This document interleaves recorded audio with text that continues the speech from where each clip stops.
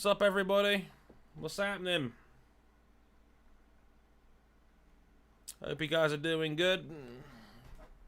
It's a friendly neighborhood Dre here. Voted for by you guys on the fine platform of Twitter. You voted for it, you got it. So I'm going to be here for the next couple hours. Just hopefully going to chill with you dudes and have a good time.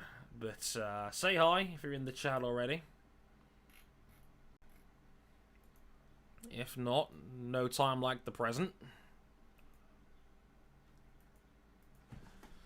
One second. Just gotta do the usual set of plugs.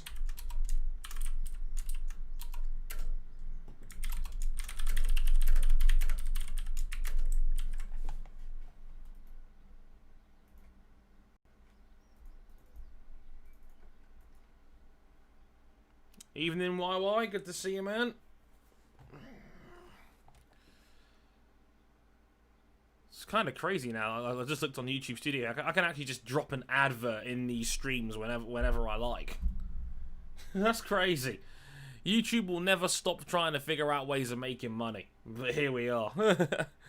Don't worry, I will not be doing that. I'm not in the YouTube side of the game for monetization at this point. Doesn't interest me. Because I don't know if anybody saw Grade A Under A's video he put out on Sunday talking about how his channel got demonetized and how, you know, he made like 30 quid off 24 million views last month. The ad game is dead. DED dead. It's like pennies for the dollar.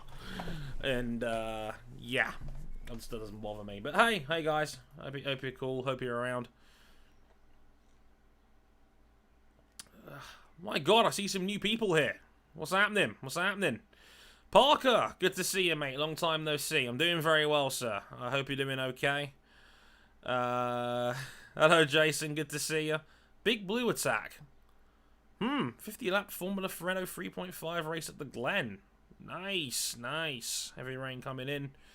F1 2020 commercial seconds ago. Yeah, that makes sense.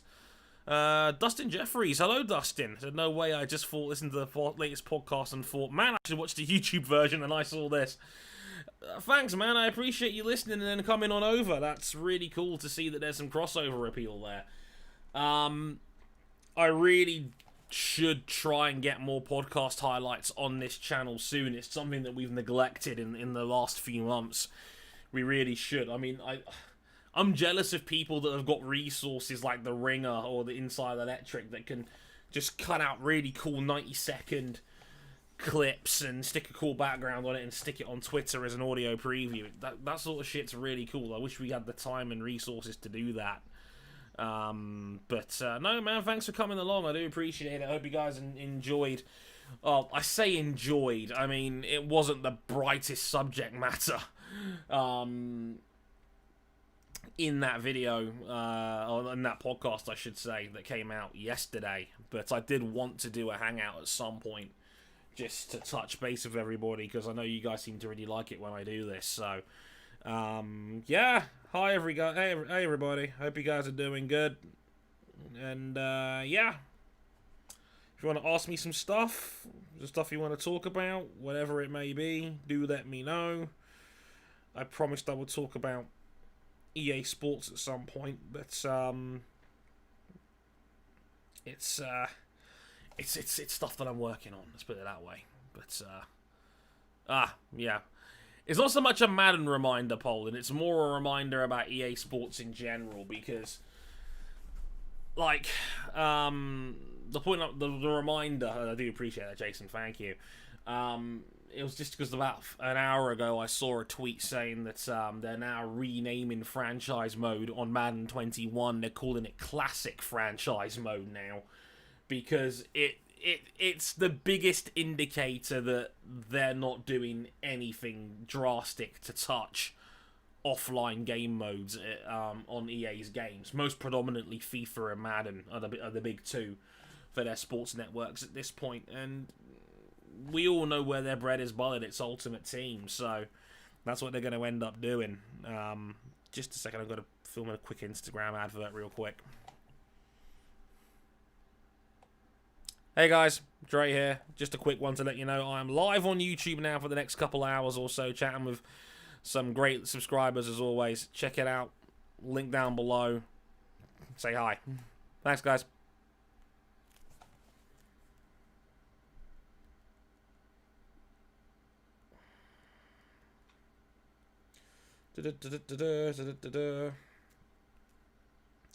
I'll talk about the gambling side of it a little bit later on, but you get the gist.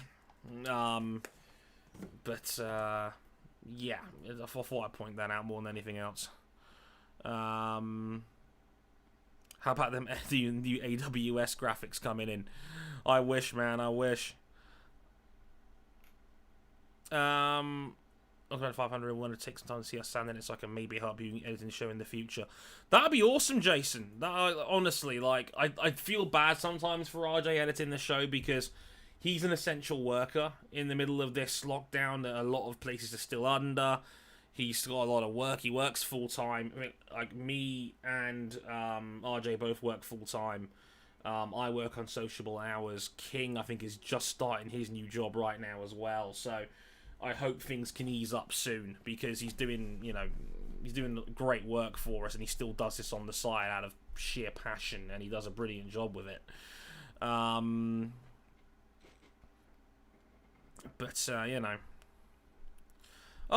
hi, you there? Nice to see you, mate. I'm doing good. Hope you're doing okay as well, my man.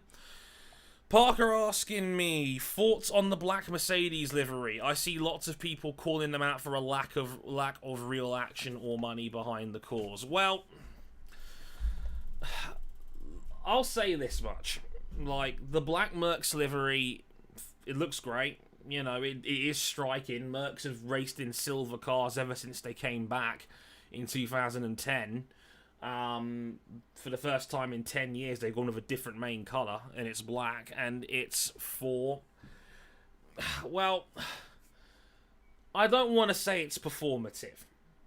On paper, this is promising, because because a lot of people lost sight and just went, ooh, pretty livery, that's cool. But what they didn't pay so much attention to was the fact that they said alongside this car being unveiled, and the fact that they're going to be, racing with this livery for the whole 2020 season, is the fact that, they finally said we want to stop racism, which is something they didn't come out with in their original statement when Lewis Hamilton started talking about George Floyd, but also the fact they're launching their own inclusivity and diversity program alongside this car launch. And look, they put their balls out there, and they literally said, they actually revealed the breakup and the makeup of their F1 team in terms of numbers. They admitted 97% of their company is white, of their team is white, and that 88% of their team are men. They are the first team to admit that, and honestly, not a lot of businesses or corporations in the last month or two, since the protests and since people have started talking more about diversity and change in society, they're one of the very few entities that openly admitted their numbers and realised they got it wrong, or they've got it wrong and it doesn't reflect society. Because you can do the math. It works out that their team is literally 94% white men. Like, it's not a great look. So that's already way, way more than anyone else in the sport has done. Like, they've openly admitted that they're part of the problem. They've taken a level of accountability, and they are actually trying to do something about it. And unfortunately, the people that have kicked up a stink about this are ones that don't seem to understand how diversity actually works in a business, and they're just turning around. I had to block 2 dudes about this yesterday on Twitter that tagged me and RJ in other conversations talking about how, oh, well, this just means black people will get special treatment. You know what special treatment is? That 90% plus of a company, a corporation, a multi-billion pound company is white. That's what special treatment is, because that's not normal, and it's not reflective on society at all. Don't get me wrong. this is something that has to be checked and maintained going forward, and the media will have a responsibility and an accountability to hold Mercedes to account, in that hoping we'll see the numbers change over time. It's up to us to keep them in check, and it's up to them to be consistent with this, and hope this isn't just some sort of performative gimmick to, just keep everybody afloat, and just to, keep the media quiet, or keep the loudest minority part of the fan base that happen to be a person of colour quiet. We've got to hold them to account, and we've got to keep asking questions. But it is already a big step in the right direction. They openly admitted they're part of the problem, and they're going to have a program to include more people of colour and be a more diverse company. Because if Mercedes is like that as a team, and they admitted their numbers, I wouldn't be surprised if other teams in the paddock are similar. It's why I made the point in the Dre Brief video I made this time last week on the exact same subject, where I said, this is why Lewis Hamilton is setting up his own commission, and this is why Formula One launched the Re-Racers One initiative, because they are admitting they're part of the problem, and Hamilton in particular is doing a lot on a ground floor level, talking schools, talking employment, talking engineering, talking about why black people and why people of other ethnic minorities are not getting jobs in these spaces in the first place. If you read his piece in the Sunday Times and what he wrote about the situation, you can see it ain't just give these black people jobs, or we've got to hire to get to a quota. It's asking hard questions as to why society has been shaped like this, and why people of colour aren't getting these jobs, or why they're not applying for these jobs. So that, as far as I'm concerned, is what diversity is all about.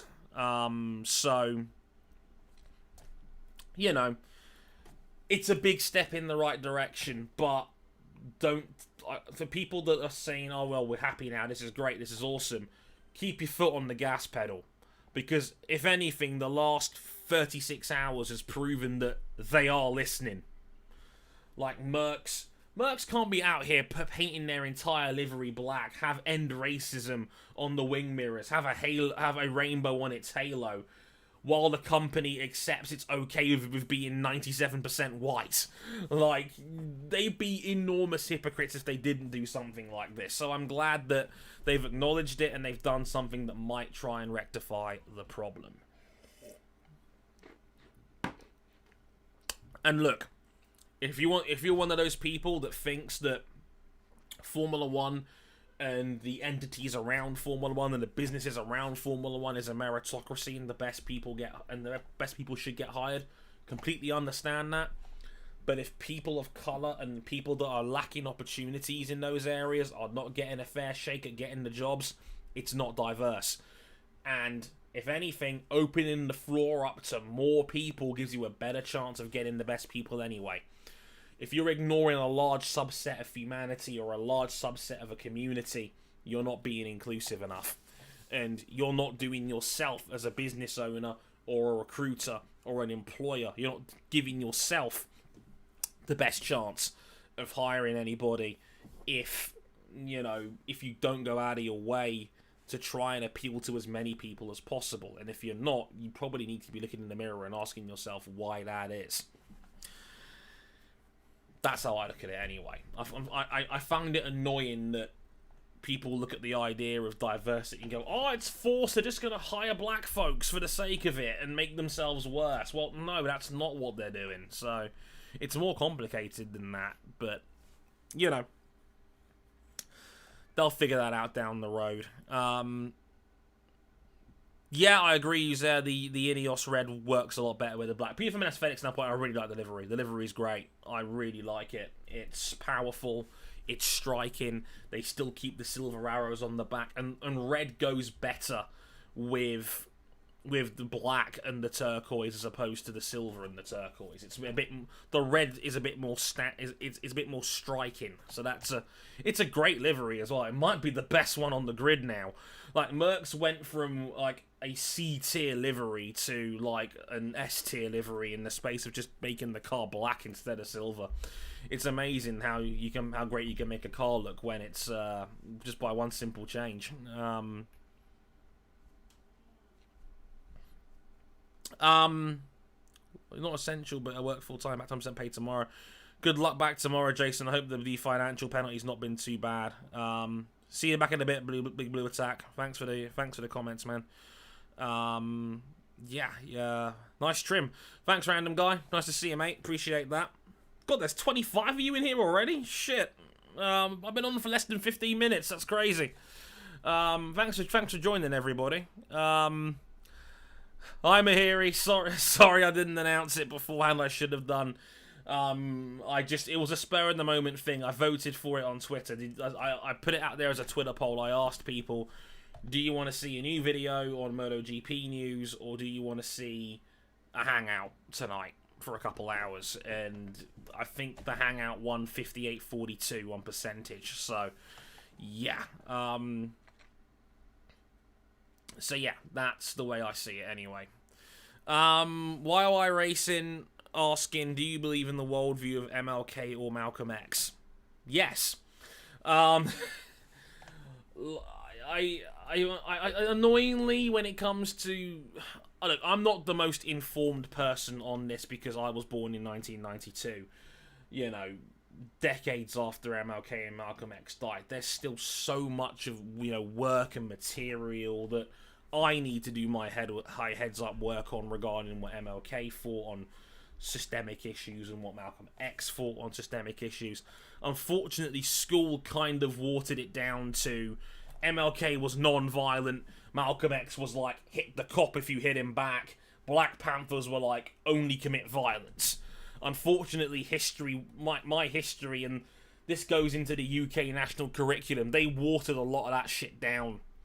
And when I was like 13 years old, because like, not 13, I was 14, because when I was in years 10 and 11 in history, one of the modules I did in history that year was America in the 1960s. Because the 1960s in general was one of the most game-changing decades in society. You're talking about culturally, from a war standpoint, from like every part of society's fabric went through massive changes in the 60s. Like, contraception was invented for the first time. Popular music became mainstream, like the Beatles versus the Rolling Stones was like the big rivalry of the day. TVs became much more affordable. Colour TV first became a thing in the 60s. Woodstock became a thing in the 60s. So the hippie generation, you could say, was born in the 60s. There was a lot more, protests. Like, I think the rise of the feminist movement really started in the 60s. MLK, Malcolm X, the Black Panthers, etc. Protests in America then. JFK was president. JFK was assassinated. The Vietnam War was in the 60s. A lot happened in there, and I loved it because, like, I had the most amazing history teacher when I was 14 or 15 years old. There is nothing in life like a great teacher. Like, I swear to God, a great teacher can make any subject seem like fucking magic. But I would need to personally do more work on digging up on more information on MLK and Malcolm X and seeing where I fit, because I'm sure there is stuff I'd agree on from both of them, and there is also things that I will probably disagree on, and I need to do myself due diligence. And I'm not going to sit here and tell you, James, that it's as simple as I prefer one over the other. It's probably a lot more complicated than that, and I don't want to tell you a false message that one's better or one more fits my world views on the world or my ideology. I always be learning is what I'm trying to tell people, so that's how I look at it anyway. It was the same thing. Like, it was all GCSE history for me. It was like years, I want to say it was year 10 for me, between 10 and 11, to be fair, like, I was so bad at doing history coursework that, like, I had coursework on the 1960s, and I was, like, a year past the overdue date. I was the laziest goddamn GCSE history student imaginable, and I still got a B on it somehow, so... The only reason I was able to salvage that was because I was a good essay writer, and that was about it. Like, if anyone's ever read my written work, a lot of my style came from history essays, because my history teacher was like, we had to do an essay like every lesson. He would talk to us for like 45 minutes about a part or an aspect of whatever module or topic he was doing, whether it be the 1960s, whether it was Jack the Ripper, whether it was the Vietnam War, and then at the end of the lesson we'd all write down like an essay in 15 minutes, because it was all exam practice. He was great. He was a fantastic teacher. I wouldn't be so passionate about history if it wasn't for him. I wanted to do it at A level, but I didn't get the English grade. I was shit at English.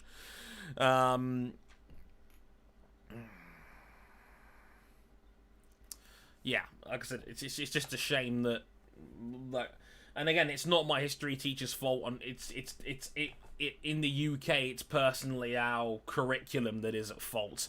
Black history is not taught in schools on a large level. The British Empire is not taught about in schools on a large level. It's why I've signed multiple petitions telling the government to look at the national curriculum and say, why are we essentially not teaching kids about our own empire or our own history as a country?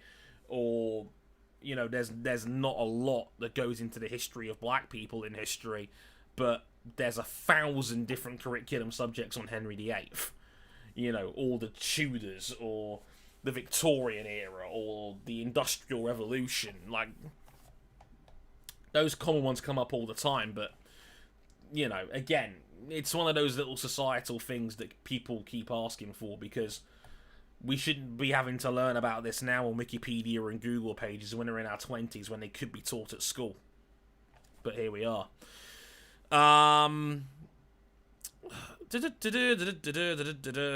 Sorry about that. I got to change the questions here. I have a knack of rambling, so forgive me. Ready there for one start again. Hi Kelly, nice to see you. Joey, good to see you. Hey Dre, what do you think of Danilo Petrucci going to Tech 3? I don't know if I want to give this away without, you know, putting it out in the video, which will be out later this week, talking about this. Petrux to Tech 3, it made more sense than Petrux going to KTM as a factory. Like, him on Tech 3 and then promoting Miguel Oliveira makes a lot more sense. Like, this isn't even the craziest move we thought that KTM would make on paper. It confirms what most people already knew, that Paul Espargaro is on the way to Repsol Honda. They've announced that it's official. That KTM have announced, you know, officially that it'll be Oliveira and Binder on the factory bikes next year, and then Petrux and Lecuona on the satellite Tech 3 bikes. It almost doesn't matter, because they all get the same technical upgrades anyway. It's a livery change and a personnel change for when it comes to KTM versus Tech 3. It's a weird one, because Miguel Oliveira didn't want Johan Zarco's seat when he left KTM in the middle of 2019. Oliveira was offered the chance to go to KTM and ride the factory bike straight away, but Oliveira actually said no. He said he liked his crew chief and he wanted to stay where he was if he was promised the same technical gear as the factory team. So Oliveira apparently was happy to stay at Tech 3 and let Mika Kallio take the seat for the rest of the year. What pissed Oliveira off was that Binder jumped him in the queue to start this season. It made Oliveira reconsider his future, basically saying, well, if they've put Binder in that seat over me, am I really all that valuable here? And it made Miguel Oliveira think about his future, but he's now been promised the factory seat next year alongside Brad, so it's kind of crazy. Oliveira and Binder both, you know, were in Moto3 at one point at the same time. They both rode for Red Bull KTM in Moto3. Not at the same time. Oliveira was a runner-up there. Binder won the Moto3 Championship. They both went up to Moto2. They were teammates there. Oliveira was a runner-up in 2018. Binder was a runner-up there in 2019. And now they're going to be their factory riders, which is great, because it's nice to see some continuity and two really, really talented riders climb the ranks together. I'm a big fan of that, and I look forward to seeing what they can do, because I think Oliveira is one of the most slept-on riders in the field. What's interesting to me now is everything else, because now the one big domino left to fall in silly season is Andrea Dovizioso and what happens with him. So that's going to be very interesting going forward.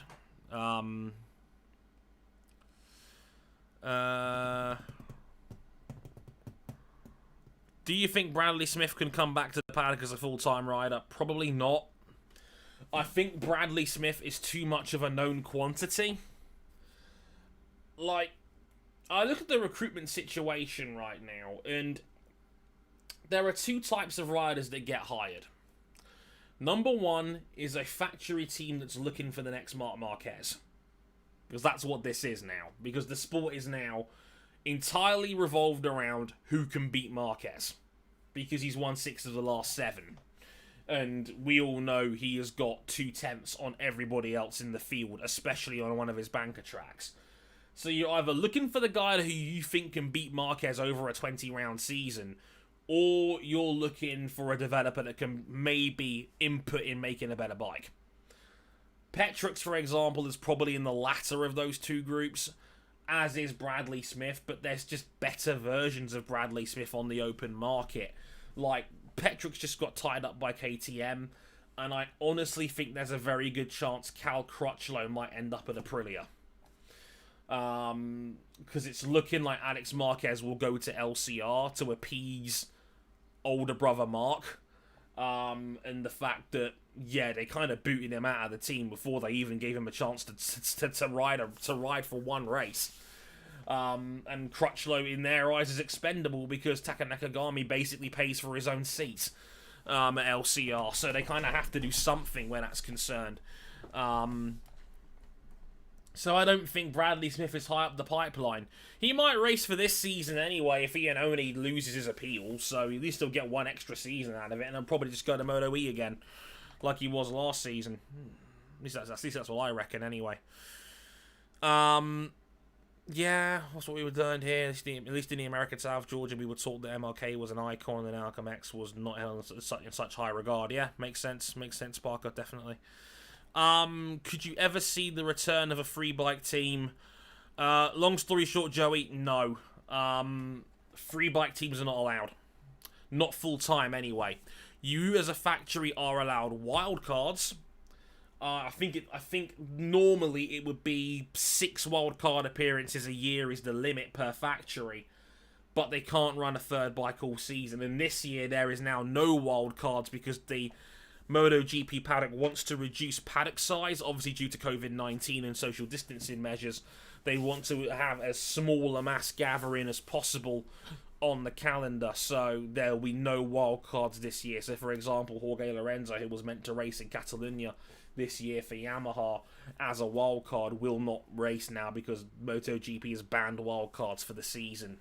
So, the days of the free bike team, the days of the free bike team are dead, at least for now. I don't think we'll see it come back because I don't think MotoGP wants team costs and running costs to spiral out of control again like they did in the early parts of last decade, where the sport had a genuine participation crisis, where at one point I think there was only 16 full-time runners in the sport. Now I think we're at 23. And we have 6 factory teams again. So, you know, the sport's done a lot to make the sport more sustainable. It's given bigger paychecks to the independent teams. It's standardized electronics. The field's as close as it's ever been. You know, they don't need free bike teams, really. You know, the sport's never looked better from that standpoint. So, I don't think free bike teams will come back anytime soon. Yes, I did hear the news about Michael Vandermark leaving Yamaha at the end of the season. I saw it as well, and I was like, wow, that's a genuine shock. It looks like he's going, according to Speedweek, he's going to BMW's World Superbike team instead. I find it crazy that they're probably going to get rid of Eugene Laverty after one whole race weekend with the team. It goes to show you that, you know, even with COVID-19 going on right now, that teams are already thinking about next season. They're already thinking about big contract re-signings and renewals and trying to figure out what works and what doesn't. It's a very unique scenario because we've had barely any racing at all this year, and yet teams have still got to make hard decisions because they can't leave re-signing riders till the last minute. Like we saw what happened with that with KTM, and we saw the chaos of Repsol Honda having to rally around to find a replacement for Jorge Lorenzo, given his shock retirement at the end of last season. So it's why silly seasons tend to be earlier in the year, especially in MotoGP. Like we're now seeing where certain guys are getting their contracts tied down before the season even starts. Like Maverick Vinales and Marc Marquez, who both had 2 and 4 year deals tied down before we'd even turned the wheel in anger. So the goalposts have moved.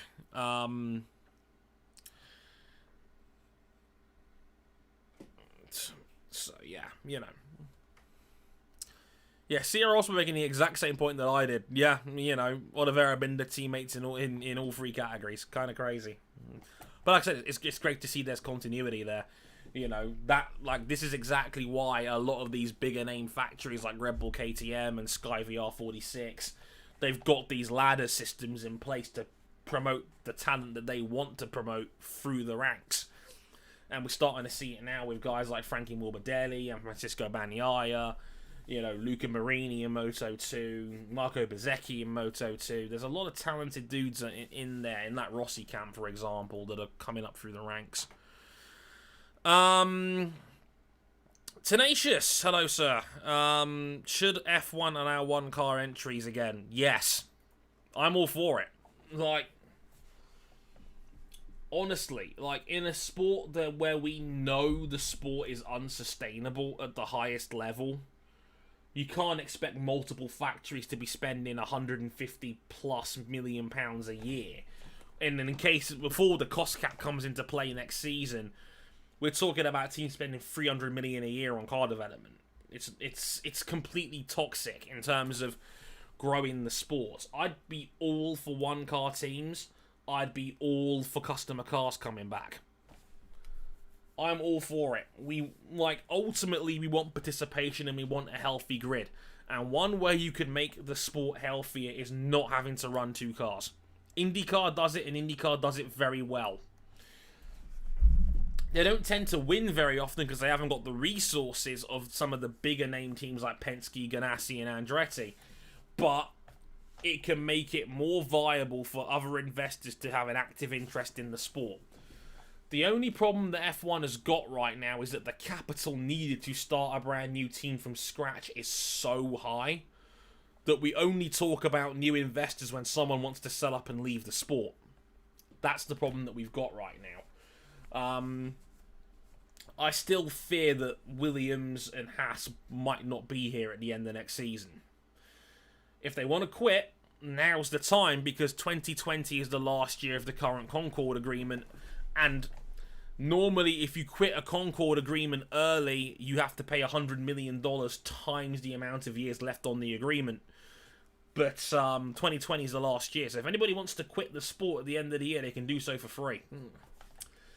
So Williams have basically mortgaged everything as an asset to keep themselves afloat. Haas always said this would be a 5-year plan. This is year 5. They haven't got a lot of sponsors, and their team has steadily gotten worse year on year for the last few years now. They were really, really struggle-icious last year. So I'm all for one-car teams. I'm all for customer cars. You know, customer cars would actually probably make the sport a fair bit more competitive as well, actually. Like, people were mad at Racing Point for copying last year's Mercs, and I'm like, well, they did exactly what Haas did the previous year. So, you know, if it's in the rules, why not? Why wouldn't you want to build last year's championship-winning Mercedes? Come on.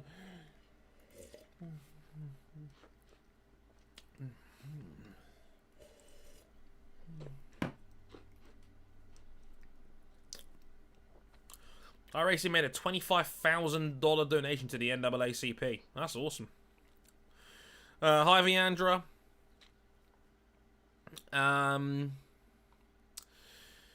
Checking the comments. Yeah, Jack Harvey in Indy last year was a great example of how a one-car team can make an impact. He got on the podium at Indianapolis. Probably should have been on the podium in Portland as well that season, but was taken out from third by Ryan Hunter-Ray that day. So one-car teams can make an impact with the right people and the right drivers behind them. And we kind of want to see more cars and more intrigue in there. I don't know why every team's got to be 2 cars. You know, if you want to run one, as far as I'm concerned, you should be able to run one.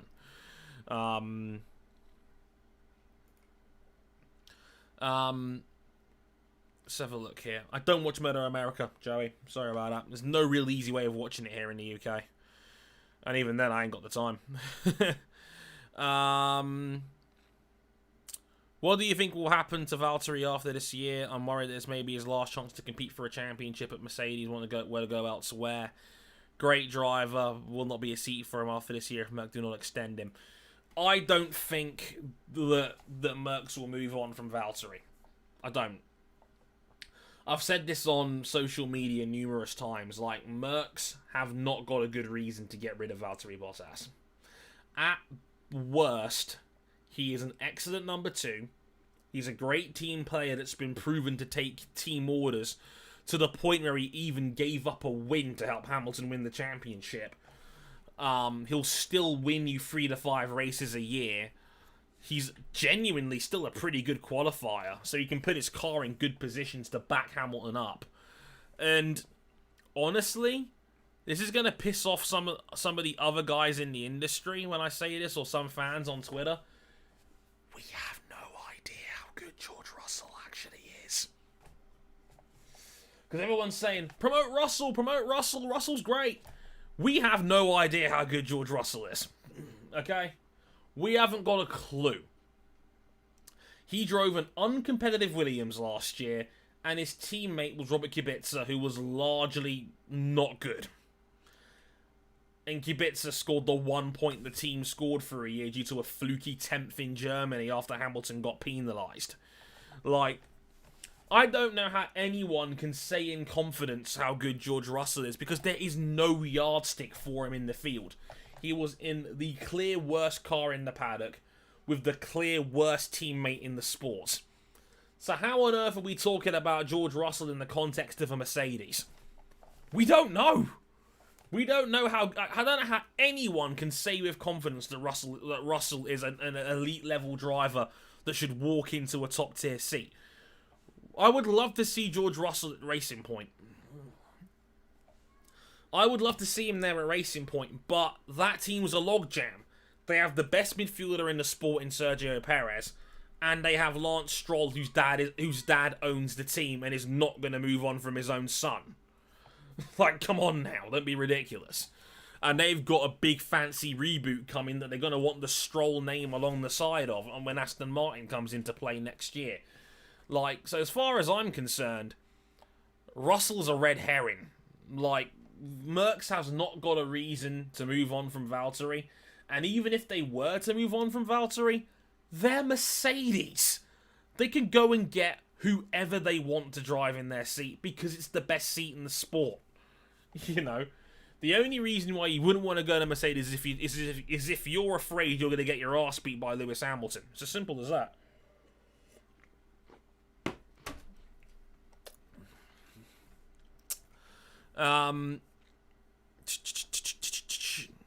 Oh, Eurosport have the rights for it. Fair enough. I wouldn't say Bottas is the new Barrichello. I think Bottas, relatively speaking, is kind of somewhere in the middle.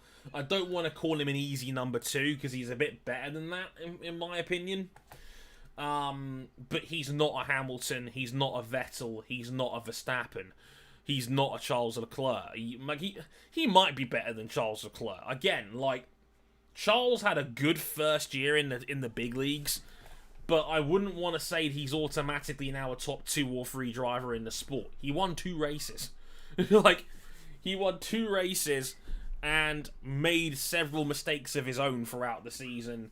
I know Vettel's were much more high profile, but he was at least partly accountable for Brazil, and he ended like he was a right little crybaby in Singapore when he didn't get all the chips go his way for once. So I don't think Leclerc is this nailed on I don't think he's this nailed on now number 2 or 3 pound for pound driver in the world now, just because he was better than Vettel last year. Like, look, honestly, my gut, Anthony just put it in the comments, right? My gut says Russell is probably really good, but we have no way of proving it right now. And Merckx does not have the influence over its junior academy that Red Bull does, or even Ferrari does, because it looks like Ferrari are now in bed with Alfa Romeo, and Red Bull has their own junior team.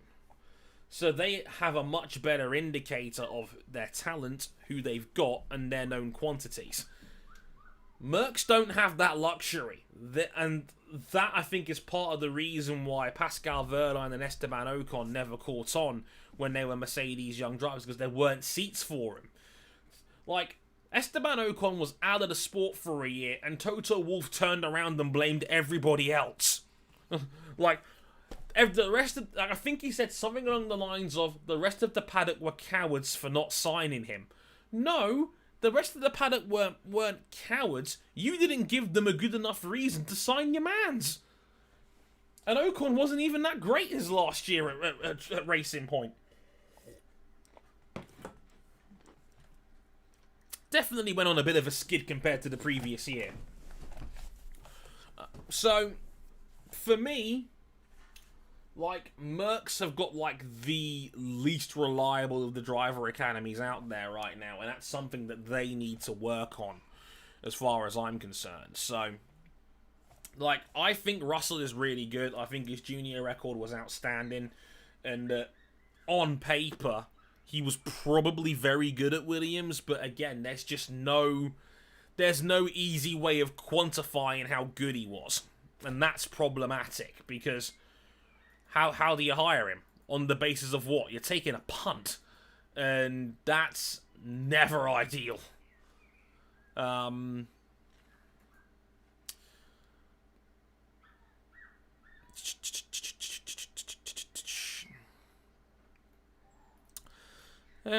Checking the comments. F's in the chat. I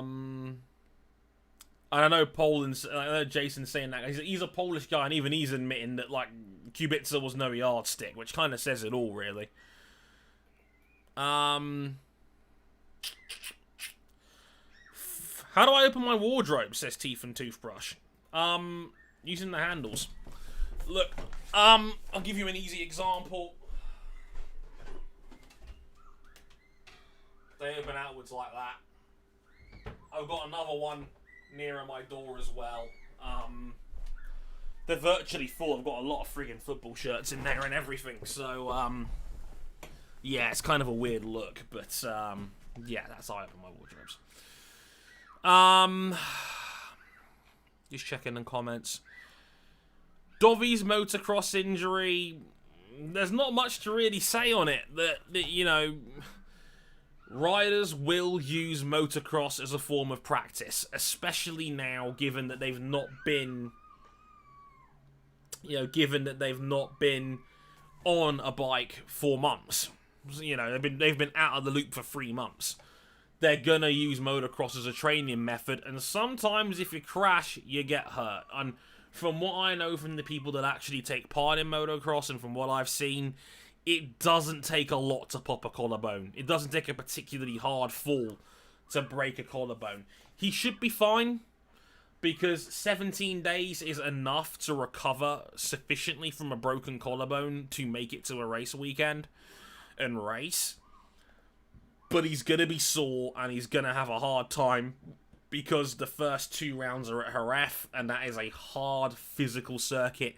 Ducati have tended to not go well around there for several years now. Dovi in particular has struggled around Jerez in recent years. And it's a very technical, physically inducive circuit, and he rides a very physically intensive bike. So he's probably going to struggle somewhat, which isn't ideal, but you know, he'll be fine. But he's going to be sore. Had a small amount of drop frames for a second there, but should be okay. OBS is telling me I'm okay again. It was a very quick blip of drop frames there, but I should be okay.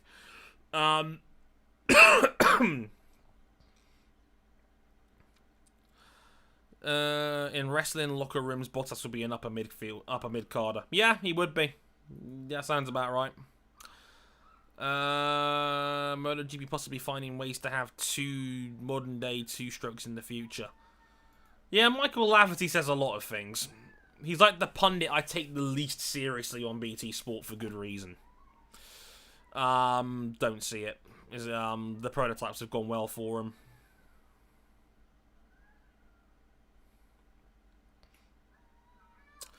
Merckx will have Aston Martin soon, which I assume is 1 seat for the program.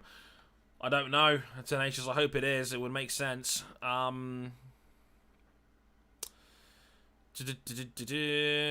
Which F1 team has the best reserve driver?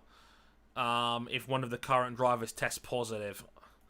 Let me have a look at the reserve list, because I know somebody posted it in my Discord earlier today.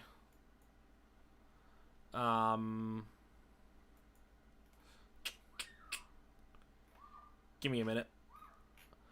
Merckx, Van Dorn and Gutierrez, Ferrari, Giovinazzi, Red Bull, Sergio Sette Camera and Sebastian Buemi. The Merckx reserves are being shared with McLaren and Racing Point. Sorokin at Renault, Kubica at Alpha, Delatraz and Fittipaldi at Haas, Aitken at Williams. Yeah, it's Stoffel Van Dorn at Mercedes. It's Stoffel. He's the best of the reserves as far as I'm concerned. Stoffel definitely. Probably Giovinazzi second, I would say, on that list. Maybe Sorokin third, is what I would say. Out of those. Oh, and to be fair, Buemi is a bit of a weird one, because Buemi was a good F1 driver, but he's been out of F1 for so many years, I have no idea how good he would be in modern day F1, given he raced in the V8 era and whatnot. Obviously, we know that Buemi is an excellent Formula E driver, one of the best ever in that series, but Formula 1, hybrids, not been in the sport full-time for several years. I think 8 years now. Don't know. Of those, I would say Van Dorn at Mercedes. Another Mercedes question. If Hamilton wins in 2020 and 21, so he has 8 championships, what is keeping him in the sport? Great question. I don't know. I think Hamilton wants Schumacher's records, and I think he wants to retire as the undisputed GOAT. Which, to be fair, there's an argument you can make for that right now. Like, one more championship, and we're gonna have to have a serious conversation as to whether Hamilton's the best ever. Because statistically, he'll be right up there with Michael. And they'll also both have the distinction of winning titles for 2 different teams and for winning in 2 different eras. It would be very, very interesting. But Hamilton has always seemed like a guy that has had other interests, and that he's going to be active in and around motorsport and fashion, maybe even music and just popular culture in general, way beyond his F1 career finishing. We forget he ain't got a family. I don't think he's even got a girlfriend. He certainly hasn't got kids, as far as I'm aware. And he's 36 in January. You know, he's not had that next chapter of his life yet. He didn't want to when he was dating Nicole Scherzinger. So, you know, I don't think Hamilton's ready for that sort of life yet. And he might never be ready for that sort of life, and that's his choice. But I guess we've got to wait and see. I don't know what the motivation would be beyond 8 titles if we got to that point, because obviously we're not getting the major regulation change now till 2022 at best. So, you're right. I don't see where the motivation is, but maybe Hamilton wants 100 wins or something. I don't know. He wants the Grand Slam title. Yeah, trust Zoe in the comments to make a Jim Clark reference. We're all shocked. Shocked, I say. Let's have a quick look. Ferrari are making negative comments regarding their performance in the upcoming season. Do you think that they're lying, or do you think they genuinely have a problem? I think they're sandbagging. It's hard to get a read on Ferrari. Like, I don't think Ferrari would lie to people like that. The blatant sandbaggers in the field, as far as I'm concerned, are Mercedes. They've always faked modesty to make it look like they're not that great, when in actuality no one's ever been able to touch them for the last 6 years. Not properly, anyway. But, what does Ferrari have to gain by sandbagging? Honestly, they're not that great in Austria either. Like, Verstappen is going into this race as favourite with the bookies. So, like, Leclerc got beaten by Verstappen, and Verstappen was clearly the faster man last year, in open air at least anyway. So, if Ferrari want to surprise their fans by sandbagging, I guess they could in theory, but I don't know what you gain by doing that, personally. Like, I'd rather, as a fan, the team be honest with me so at least I know what to expect. But, you know, a lot of this is just fluff to keep their fans from dissing them on Twitter all the goddamn time. But, you know, I don't really fuck with Ferrari in that sort of way anymore. How has work been for you so far, Drea? Hi, Kelly. Work's been fine. It's been very quiet, to be fair. It's not been busy. People, for a large part, have been staying at home. We're only taking about 40% of the slips that we would normally take. The way the shops are designed right now, we haven't got a lot of furniture out. We don't want people to be in the shop for long periods of time, which is kind of hypocritical because you still have gaming machines. You still have gaming machines, and people can still sit in front of them for hours at a time if they want to, as long as they're gambling. So what's the point? We've already put half of our furniture back out on the floor as well, so I don't think it'll be too long before all of it is back out there and they're running back to something resembling normal once the 2 meter rule goes at the end of this week. I think it's July 4th. But for the most part, it's pretty quiet. After 6 PM, it tails off hard. It's just machine players. It's just because every gambling shop in the UK has 4 gaming machines that just you play slots on them, but pretty much, and you play slots or roulette on them, and they are making big money. We have a massive Eastern European contingent or clientele of customers that have seemingly really missed the gaming machines and insist on playing them every day, twice a day. Because I think they work jobs where they all get paid cash in hand and they just want to stick them in a machine. Like, they put 200 in, they take 300 out, and they're back in the next day and they'll lose 200 and then they'll come back and then they'll win 4. It's just up and down. It's fine. It's a bit annoying because one of my colleagues' mum is one of my colleagues in my shop team. Their mother's just been told they have to self-isolate for 14 days because they've had direct contact with someone that's contracted COVID. So it could have a knock-on effect on my shop if the colleague I work with in there starts displaying symptoms. So Who knows? Could be on the knife edge. Like, it's not as bad as I thought it was going to be at work, post-COVID, but the local lockdowns make me a bit uneasy. Certain people are being arrogant about not wearing masks and not... Pardon me, got a tickle. A lot of them, you know, are being arrogant. They're not using hand sanitizer, and I'm telling them either use the sanitizer or get out, basically. But it's okay. It's okay. We'll go with that. It's okay. And yeah, you know, it's not the most ideal of circumstances, but you find a way to make it work. As far as I'm concerned.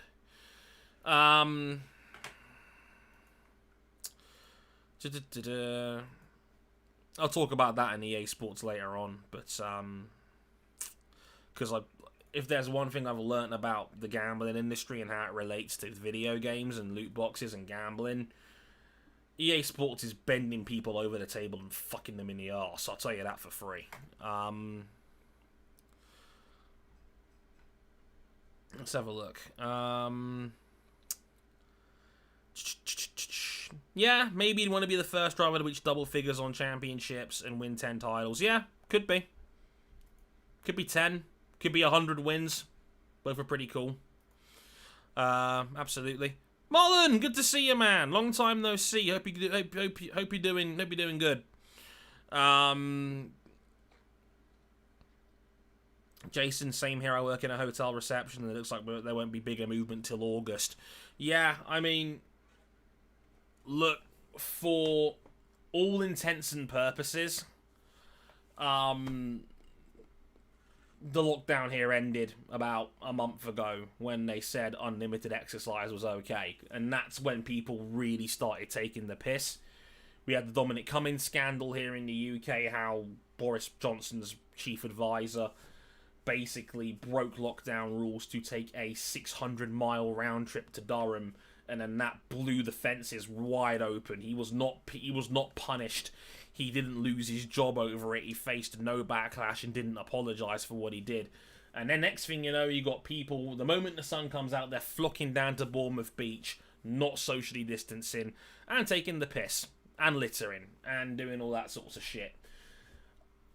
And look, it's easy to blame a lot of the younger generation for breaking lockdown rules, but when the government are not enforcing their own lockdown on a government level, I can't blame people for taking the piss, because, well, you lead by example, and the example has been dog shit. So, you know, they ain't got the right, really, to be telling people how to do shit now when they can't even control their own members of staff, given that 2 of the senior team at number 10 did the exact same thing themselves.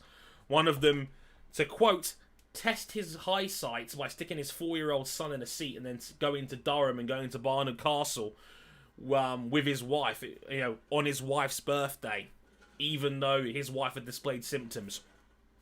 And the other one was a chief scientific advisor who invited a married woman to his house for sex, despite the fact they were on lockdown.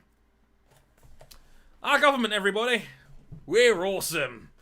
Yeah,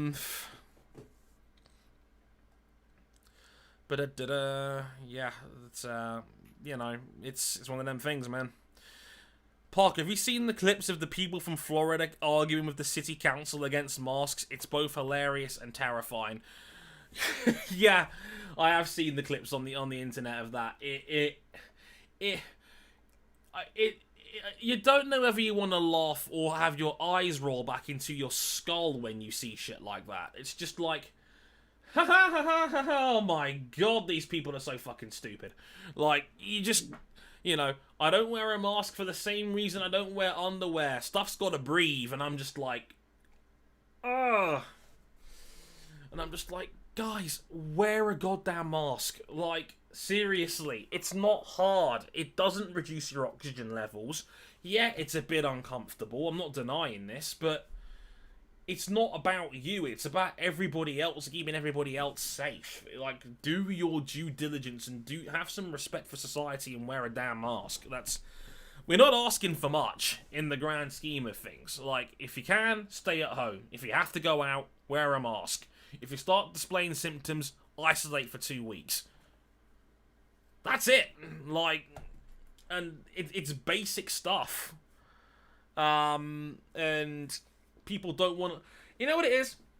People want advice, but they don't want to be told what to do. Because they feel like the government's coming for them, and it scares the shit out of them. And it's alarming.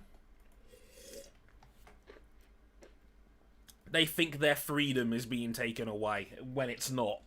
It's not that, it's just public health. But, you know, people want to read too much into, you know, everything. And yeah, Zoe's saying this is why Scotland is going to quarantine people coming up from England. And yeah, if they did, I would completely understand if Nicola Sturgeon did that. Scotland's had no deaths, 5 days running now? England is still having over 100 deaths a day for the most part. Why would Scotland take the English up right now? Sod that. Like, they'd be idiots to take people from England right now, because England are the ones that can't do it. England are the ones that can't control this. A whole city is back under lockdown again. It's like, geez, of course they wouldn't take anyone. Yeah, hey, that'll never happen here with the common sense of the British people. Look, collectively, we are stupid as all hell, George. Yeah, like, individual people could be smart. Collectively, we're dumb as we're as dumb as a box of frogs. We have the attitude of we're alright, Jack, it won't happen to us. And that is a big problem. So, you know.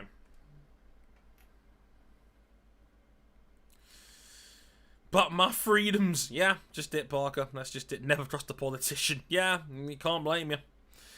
Can't blame you. Joey, I say, I work in a special needs school as a teacher. It's stressful, not just because of COVID-19, but planning and preparing for next school year. Yeah, that is a mess. I can't believe schools are open right now. Even with limited years. I know it's only reception year 1 and year 6. Like, you're risking mass gatherings every day. You're telling kids to stay 2 meters apart while they play. That's not school. That's like 1 step away from a prison. Like, kids can't play properly in a playground and they got to keep 2 meters apart from each other. While at the same time, look, I know teachers well. I'm friends with them on Facebook. I'm still friends with some of the teachers I went to school with now as a grown adult. You can't, like, if there's shit like the measles going down or chickenpox, you can't contain that shit in a school. It's impossible. Like, I know every head teacher I've ever met that has said that you can't control that shit. How do you think you're going to control COVID-19? And then you're having a mass gathering every day when parents are collecting their kids from school. It's bullshit. I can't believe our schools are open on any level. It's ridiculous.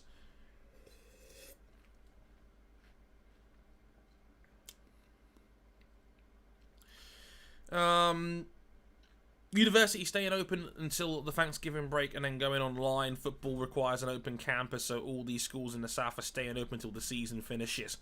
It ends on the 28th and we go all online on the 30th. It's insane, and they aren't requiring masks, they're just encouraging. Yeah, look, I'll tell you for free, Parker, that it's the same deal here. And I work in the gambling industry. I work in a betting shop. We were specifically told in our reopening booklets, quote, "Do not judge people that choose not to wear a mask." And I'm just sitting there going, well, yeah, I've got to honour that now as a shop manager. But I look at it and I go, why aren't you wearing a mask? Why aren't you using, like, I tell people, if you're not going to wear a mask and you're not going to wear gloves, use the hand sanitizer. And if you're not going to use it, I'm not going to let you take bets in here. And I've had arguments with senior members of staff in my industry saying, Trey, you can't do that. Yes, I can. And I'm going to, and if you don't like it, you can put me in a disciplinary and see what happens. So, Dre, why are you in this disciplinary meeting? I told customers to use hand sanitizer for the good of their own safety. Please, sit me down in that chair and discipline me for that. Like, come on. Would you touch a machine knowing it was touched by someone that didn't wash their hands right now? You wouldn't. So why am I getting flagged up for it?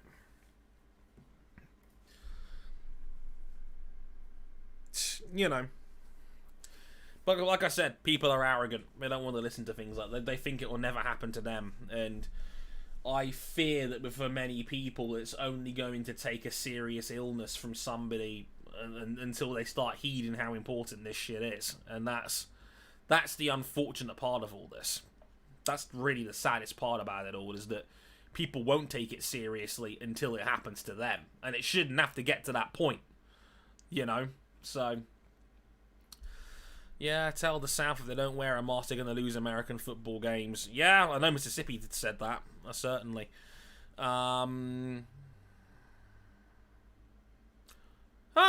Nottingham. Hi, Kelly. Nottingham saying they've done fairly well, personally speaking. They're one of the few counties that did not open schools at all. Good. You know what? I'm proud of Nottingham. I've got a lot of family up there. My ex was up there. Who I still love very dearly. Not really. I kind of do. But I still care about Tiff an awful lot. But generally speaking, like, I got family up there. I'm glad that they didn't reopen schools. Like, them guys aren't stupid up there.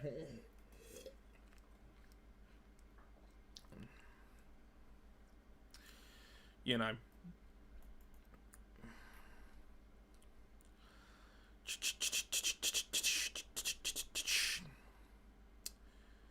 Yeah, that's just it, Parker. Yeah, you know, it's because they're not old. They think they won't get it and they won't die. And yeah, look, I wouldn't want to take that chance. I've seen what it's done to people's lungs, man. I can't fuck with shit like that, man. Especially when Mike Pence is telling people that if it's the young people that are getting it, that's a good thing. No, no one should be getting this. Like, that's the whole idea. I've got family working in schools, doing staggered reopenings, 1 to 2 school, doing opening days, doing alternate days, and keep kids in bubbles knowing they can't lose social distancing. Yeah, they got to do something, and I'm glad that schools have had to, you know, think outside the box and, you know, try and find workarounds for all of this, because realistically, you can't socially distance in a school. Most classrooms aren't big enough. Most year groups are too big. Playgrounds are impossible to maintain. They can't do it. So they've got to try and figure out a workaround. And then you've got the difficult problem of parents collecting kids from school. That's a mass gathering as far as I'm concerned. But, you know, the government made their choice here several weeks ago that what happens now. Fuck it. We've got to pump money back into the economy. And, you know, they made their decision that, you know, they're willing to sacrifice a few thousand lives at this point if it gets the economy going again, because that's the Conservative Party here in this country. Like, they value money more than they do human lives. That's just the reality of it, you know? So, you know, places like my line of work, they've got to just do their best to follow suit because they're going by government advice, so... So I just got a bit of a tickly cough. Sorry about that. But,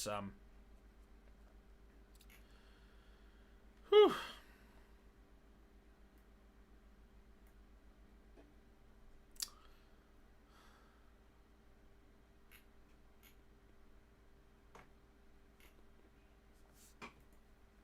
Let's have a look here. Oh, yeah, I know what you meant there. Half the school attending one day, and then half the attending the next. And so Wednesdays have got to disinfect and clean the classrooms.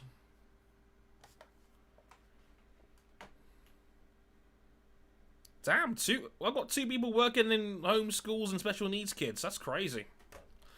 Look, man, I salute anyone that works in a special needs school or works with special needs kids. As an autistic man myself, I know what it's like needing support in schools, and I know how important those sort of teachers are. So I salute guys like Joey and anyone that goes out of their way to teach special needs kids, because you dudes are fucking saints, I tell you.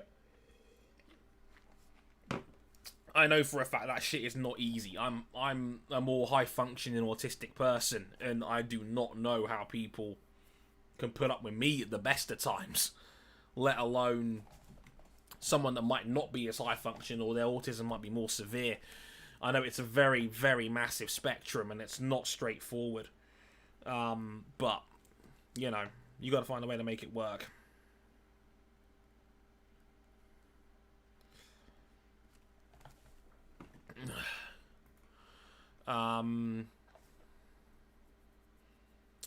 In America, both going down in fireballs, lol, allies to the end, I guess. It's one way of looking at it, I suppose.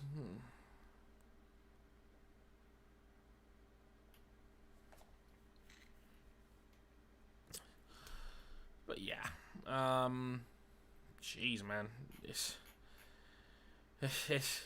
it mentally does a number on you when you talk about COVID, man. I tell you, like, it certainly makes my line of work even more stressful than it already is. And like, I work in a stressful job in the first place. I'm dealing with people with addictive personalities, potentially losing money, and a lot of people who have gambling problems.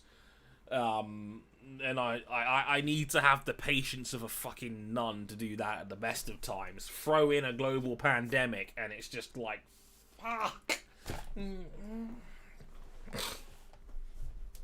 It's not easy. Not at all. It's because we love you, Dre. Oh, Kelly. Stop it. I ain't that special. Bless you for thinking so highly of me, but I try very hard to keep my feet on the ground with that, because, like I said, about 6 months ago, I had my entire confidence knocked out of me. Let's put it that way. And I'm just me. I know who I am, and me personally, the last 6 months has been a lot about finding myself as a person and, you know, readjusting. Let's put it to you that way. And just figuring out what I am as a person, where I'm at going forward, you know, what's the next chapter gonna be. You know, I'm 28 next month. You know, I'm a lot nearer to 30 than I am 20 now, and I still feel young at heart, but I'm also sitting around with the world around me thinking a lot of people that I know and that I went to school with have now got kids, they've got them married, you know, they're set up for the next chapters in their respective lives, and I'm sitting there going, well, I've got a good job, that's alright, but I also know that I'm working a job that is only 5 days from 7. You're working nights, you're working early morning shifts, it's unpredictable. For example, if I was ever going to start dating somebody, how the hell would that work if they were local? Because trying to fit that sort of time around people is virtually impossible. It's a bitch. I'll tell you that for free. So, you know, it's a lot of just figuring shit out, you know.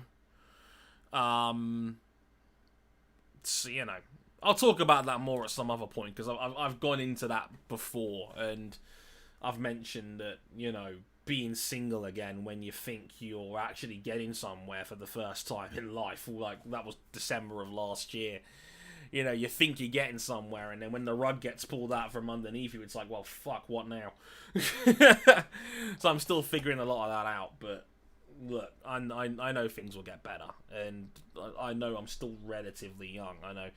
It's like I look at myself and I think, wait, I'm 27, and I'm like, I'm now old enough where I wouldn't sign myself on a FIFA career mode or on Football Manager. That scares me. You know. So no, it's wild, but you get around it certainly. So no, Kenny, I'm with you on that. My mental health took a blow, big blow, start of the year.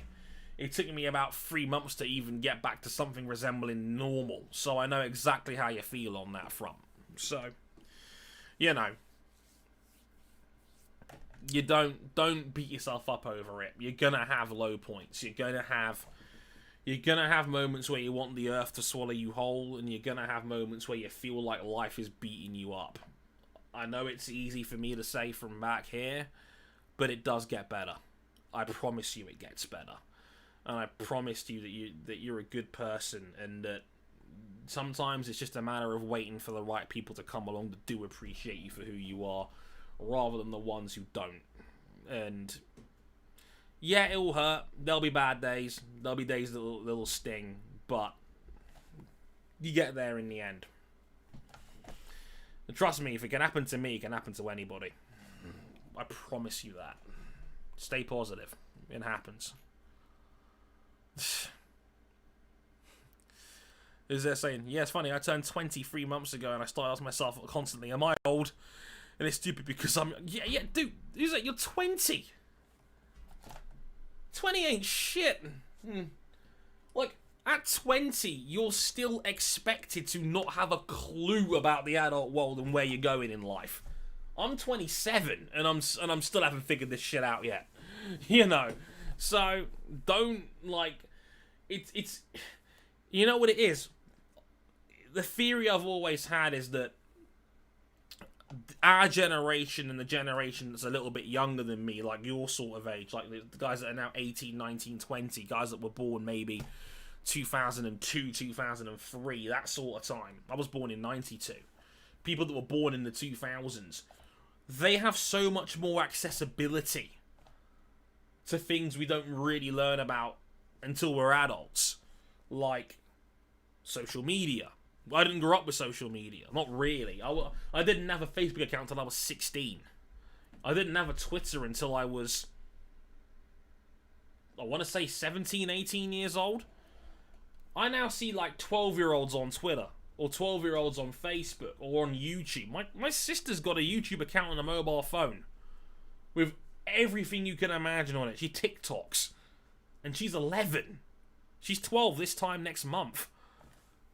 And I'm just sitting there going, I didn't have this until I was like a high-level teenager.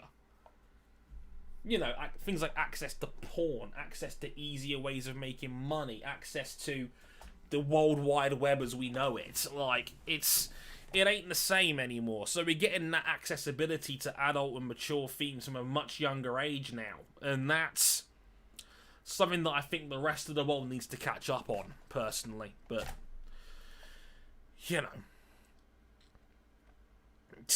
Bloody youngster. And that's just it. You probably feel that way because you've had access to so much shit from the time you're like 12 or 13. Like, I didn't start thinking about the greater world until I was 18, 19 years old. That's like 6, 7 years later than most people now. I didn't have my own phone until I was 13. I didn't have social media until I was 16. I didn't have a smartphone until I was 22. Like, that shit's wild.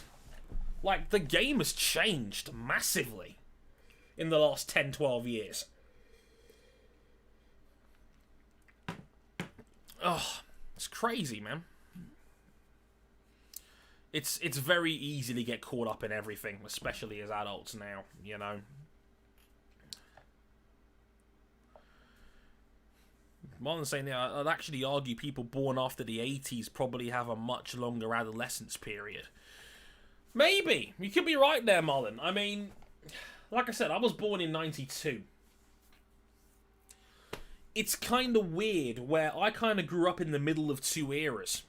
Like, I remember the mid to late 90s very well, where it was still, everybody was rebooting, everybody was discovering new technology, but we still had the video player.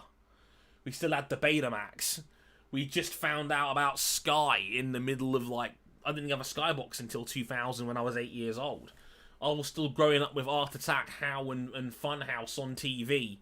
But I was also old enough to remember shit like Jungle Run, and remember the rise of the smartphone, the rise of the MP3 player, the rise of internet accessibility, where internet was now in almost everybody's homes in the UK. And, you know, MSN Messenger, and Facebook, and Bebo, and MySpace, and it's kind of like I was in the middle of two worlds growing up. It's really strange.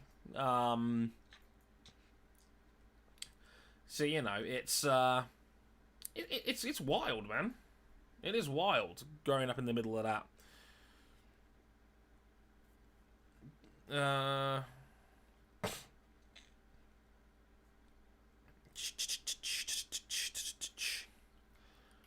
a good point. I had Twitter before I had a cell phone. Wow, Charles. That says a lot. Well, I'm saying not a lot of people are expected to or able to have their own independence and self-sustaining jobs before 21, and many more people are getting degrees and thus staying in education. Self-sustaining is in able to pay their own way and rent their own place straight away. Yeah, it's a very good point. That's a very good point. Although it kind of works both ways now, but because we all, like, for example, I'm in West London, and you can't get your own place in London these days unless you're sharing with like 6 people or something, you know, or to be able to afford rent. You know, you're not getting your own place unless you're willing to leave London, personally, and that's kind of the pickle that I'm in right now, where it's like, these 4 walls are comfortable, and they will always be comfortable as long as my mum is around. I still live with my mum and I'm 27 years old. People don't judge for that anymore. It used to be that if you still lived with your parents back then, like, you were thrown out, and they were like, well, wait, you're 25 and you still live with your mum? Shit's changed. Like, that's become kind of socially acceptable now. Like, my next door neighbours, Hajj, Sikh family, you know, they've got 2 adult sons that are in their 30s and they still live with their mum and dad because they can't afford their own place. And that's okay. Like, I'm glad that's a thing.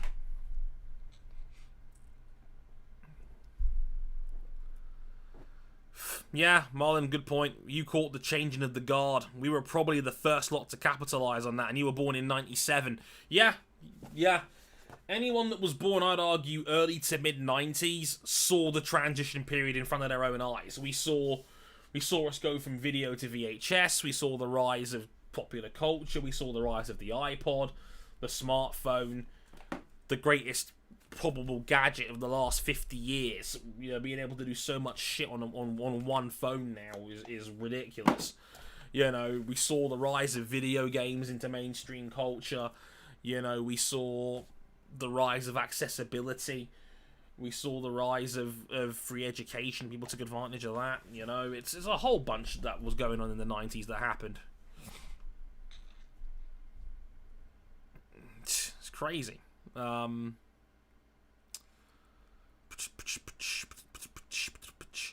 I've been on YouTube since the age of 11.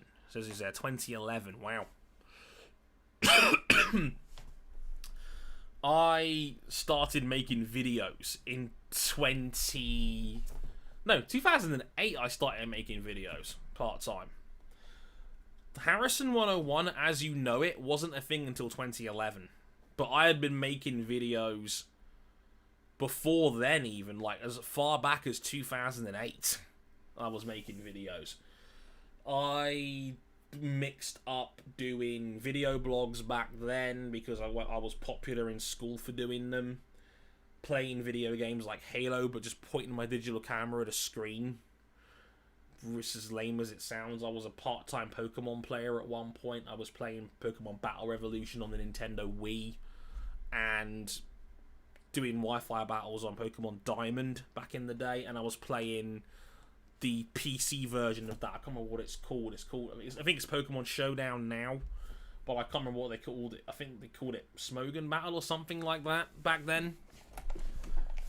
And then I didn't get a capture card until 2011 as a Christmas present, and it was a birthday present, I should say. I got a Hopwatch HD PVR as a birthday present, and then after that, I started making Formula 1 videos on a new channel known as Harrison 101, and a legend was born, you could say.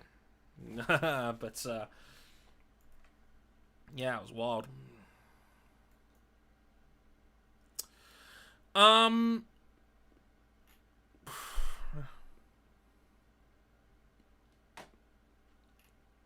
Just checking chat.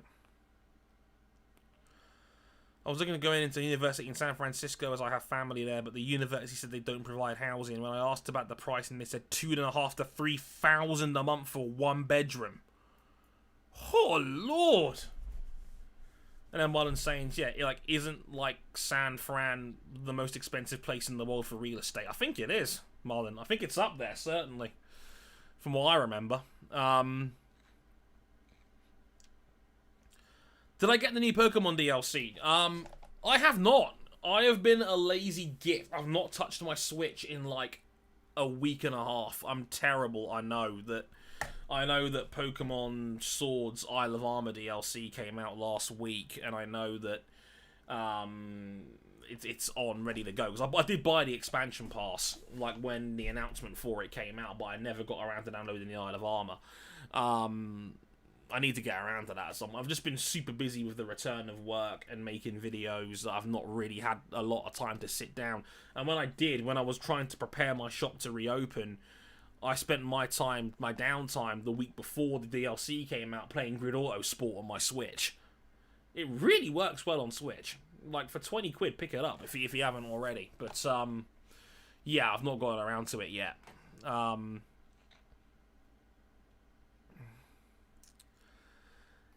think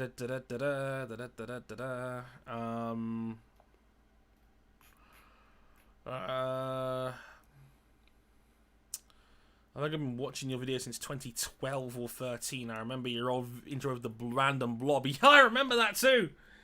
I had the blob intro for years. I can't remember who made that. I think it might have been Arav. Like, people don't realise me and Arav go way back. Like, we go way back. We were mates, I think, as far back as 2013. Like, when he was just coming up on the scene and he had like 150, 200 subscribers. And we did a dual commentary together, talking about the state of the community, like, way back when. Because people didn't realise that Arav lives in the same county that lives in the same borough that I do. Well, he used to anyway. Back when he went to uni alongside me, I think his parents lived in Southall, where I live, basically. So we've actually met. He's been inside my house, and we've met several times at Eurogamers in the past. So obviously Arav's gone on to do incredible things in his career, and I couldn't be prouder of him, because he's a what you see with Arav is what you get. He is a stand-up, excellent, all-round likable bloke.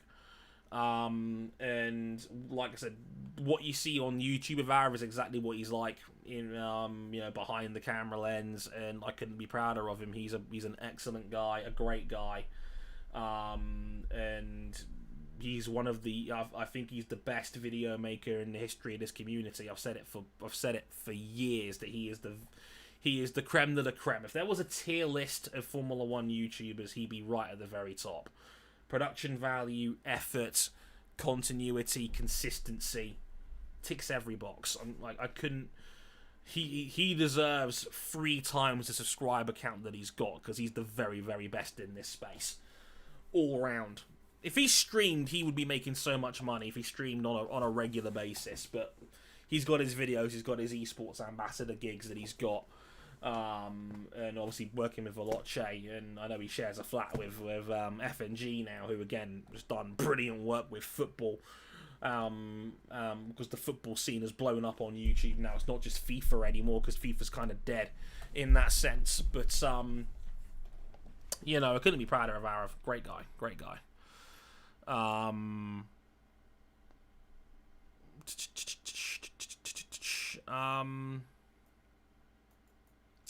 Take care, Rory.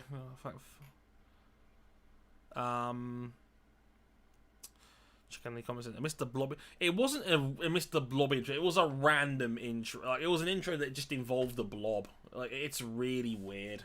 Hang on. If you want to see it, I'll see if I can pull out a video on my old channel real quick. If you want to see what exactly I'm referring to, give me just a minute here.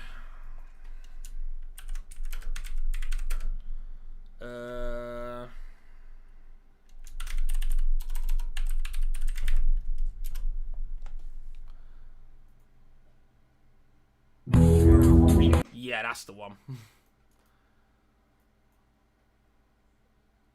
It didn't make sense back then. It still doesn't make much sense now, but here we are.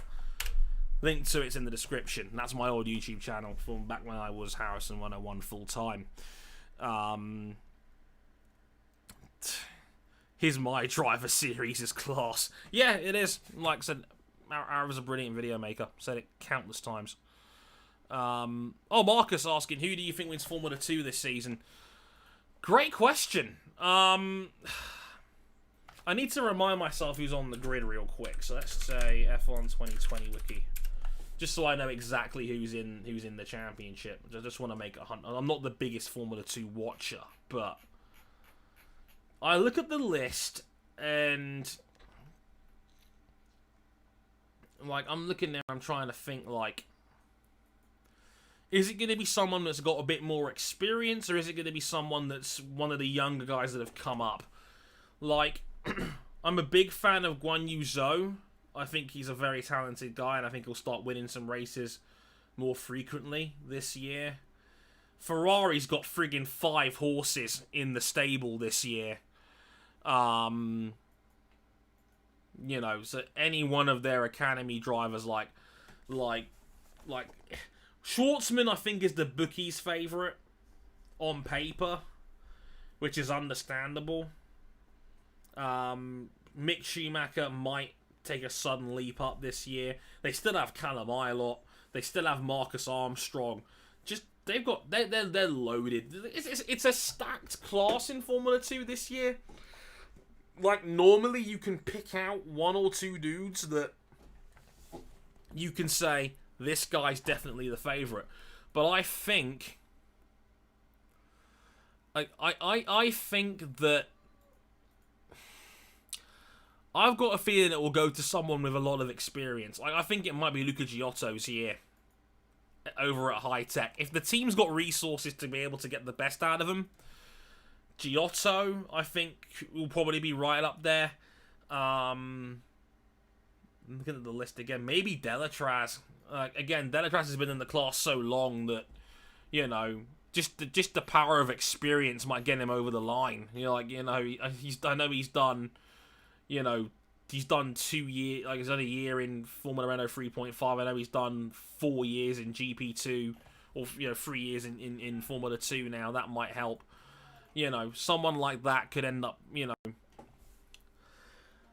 I want Schwartzman to win the title, because I think he's an extremely talented dude, but I'm not convinced.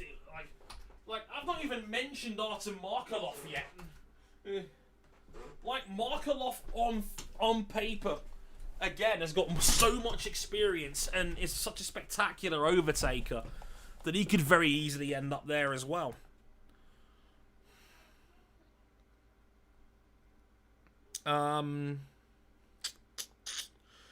Let me see. Just got to change my light settings real quick. Smart bulb, you know.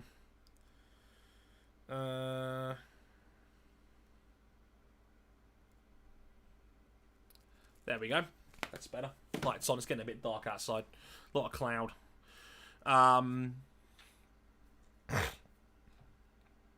Saying here, yeah. I'm not sure if it's the best Formula 2 grid for sheer talent, but it's certainly, I think, the hardest one to predict that we've ever had.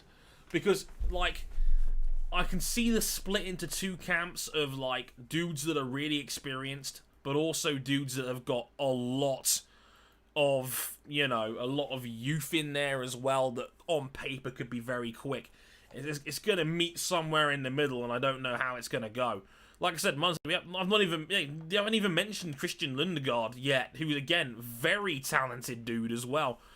Like, the field is low, and Lindgaard's still only 18. Like, he was 18 and he was pretty solid in Formula 3 last year. So, you know, there's a lot in there. You know, there's a lot. It could be 8 or 9 guys that are peak contenders. Like, it's going to be very interesting to see how Formula 2 rolls out this year. I would not be able to pick you a name. I really couldn't. I know of the American Open split in the late 90s, my man. Big Blue Attack. I do know a bit about it. I do want to read about it at some point, certainly, as well.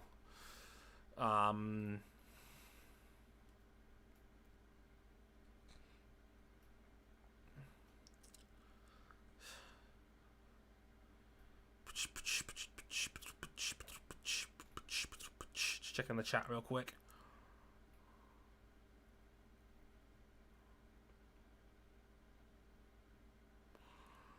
Most boring F1 season ever. Wow, okay. Oh, United scored. Mason Greenwood. Excellent.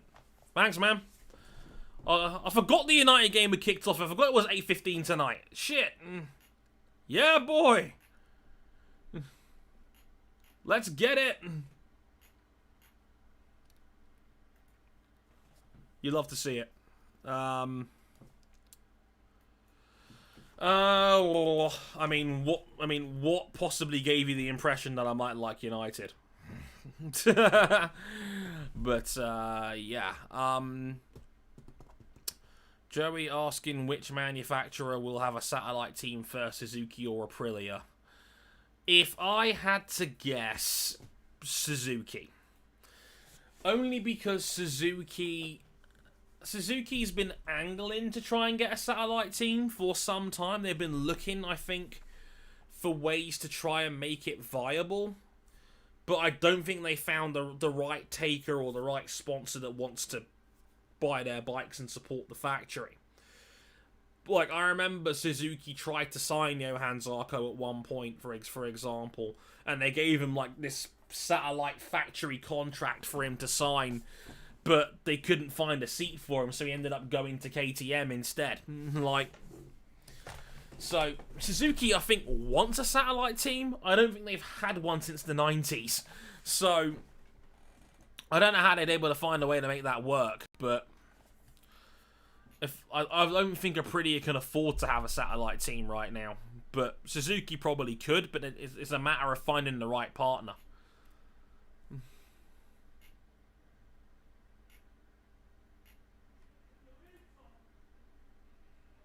Just trying to find this Mason Greenwood goal. I'm looking on Twitter right now. عن طريق مساك مر الكرة إلى جرينوود يتقدم يحاول يريد أن يمر ويسدد الله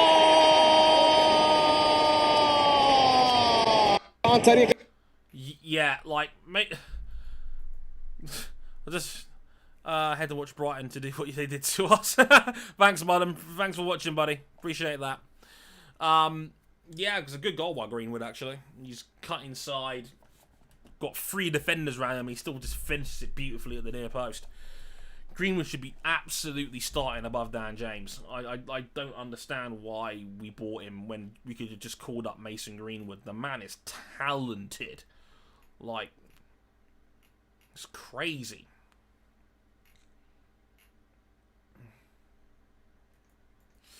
Da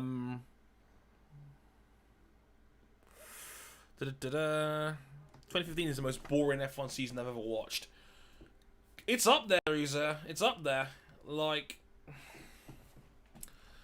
2015 was such a forgettable season. Like, it's like the 1 year Rosberg wasn't a threat, and like all the good shit came from Sebastian Vettel winning those 3 rounds when he joined Ferrari. That was like the biggest shot in the arm the sport needed. But it was still Hamilton whooping that ass, like, pretty much every weekend. It's crazy.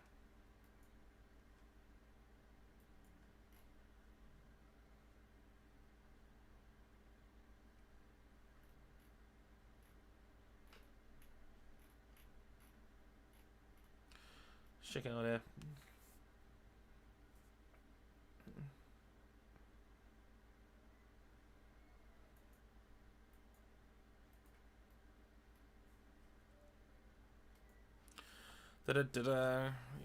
Just checking the chat.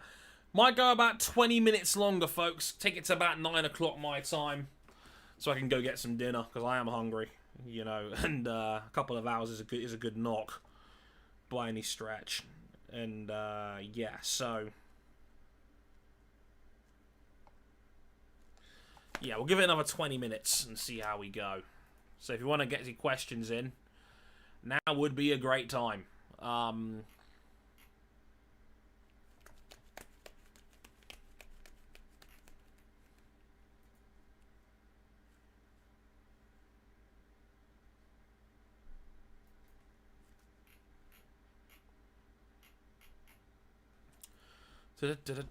So yeah, get your questions in if you can.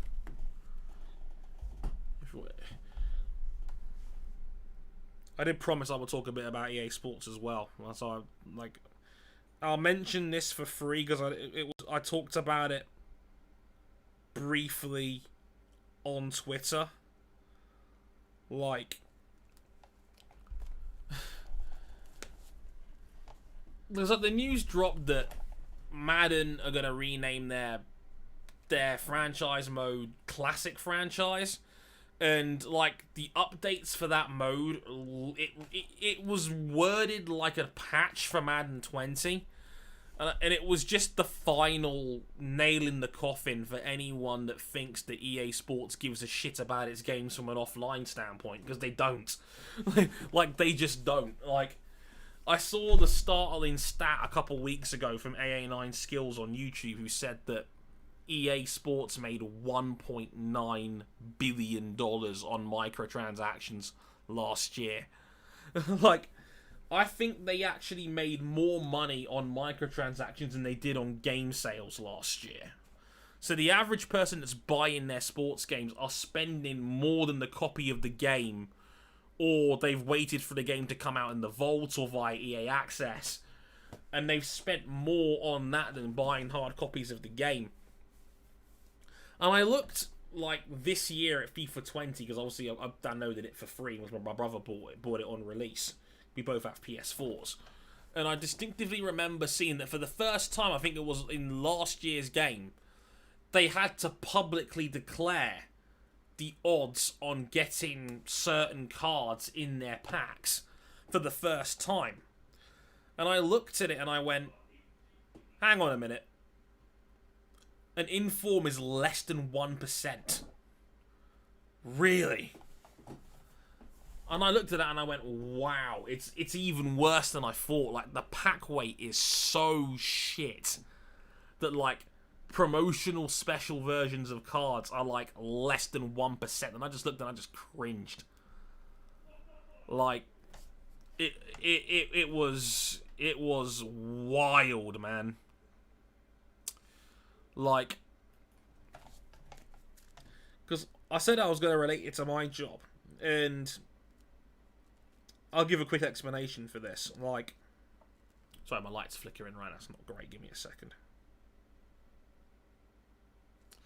Yeah, as I was saying, like I can operate my lights by my phone, so that's useful.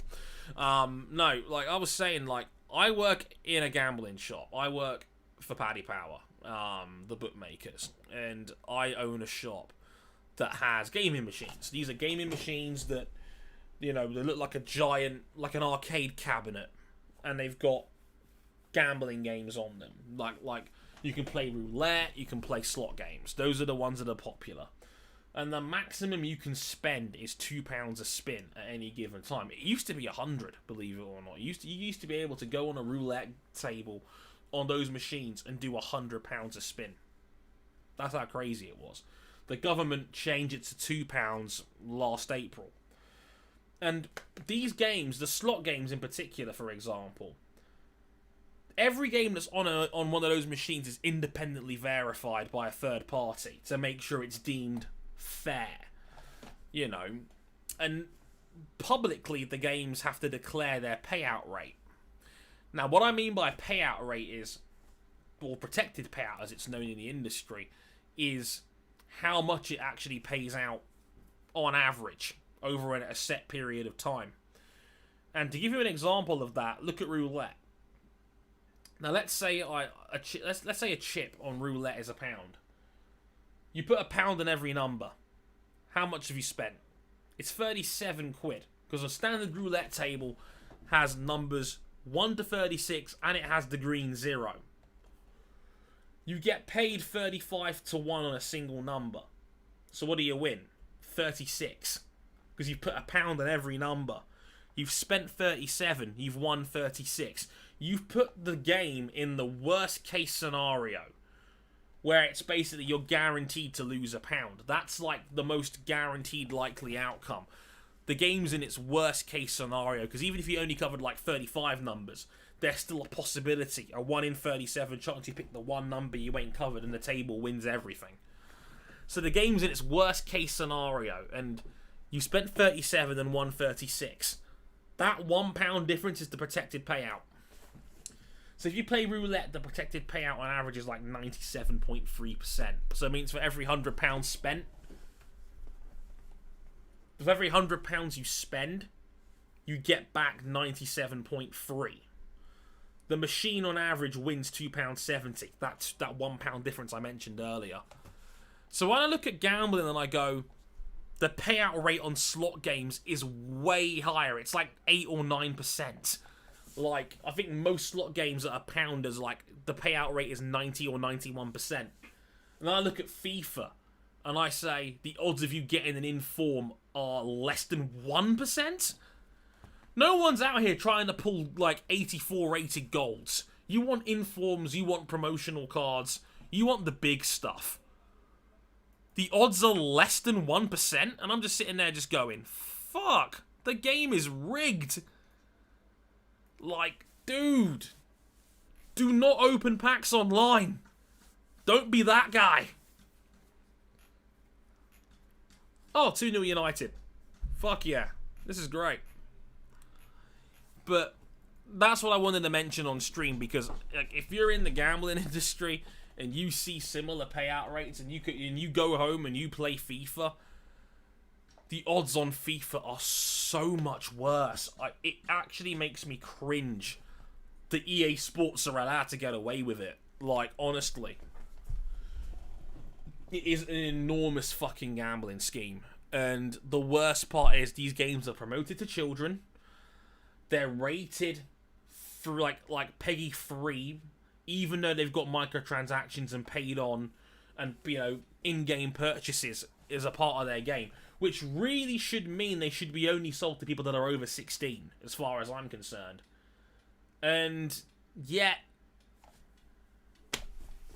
anyone can pick it up. Anyone can find their mum or dad's debit card and they can spend a shit ton of money on the game. I find it baffling that that's even a thing.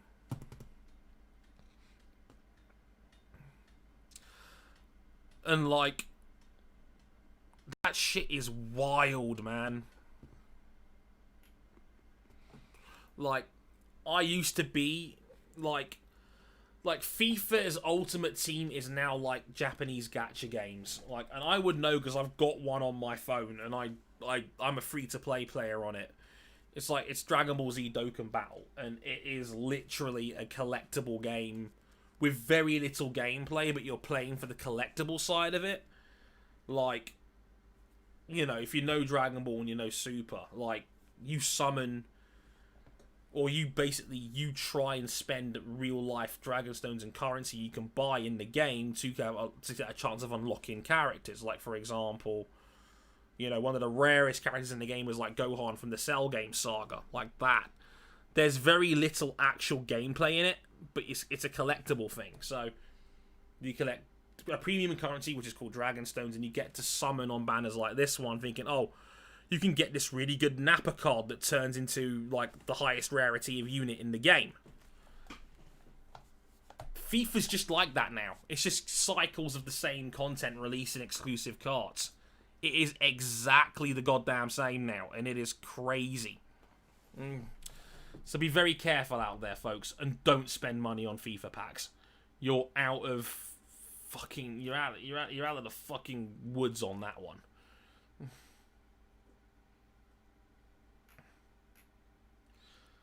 But you know, MLB The Show packs have taken so much stubs from me because I've gotten one good pull and then used the rest of my stubs on packs and get nothing. That's just it.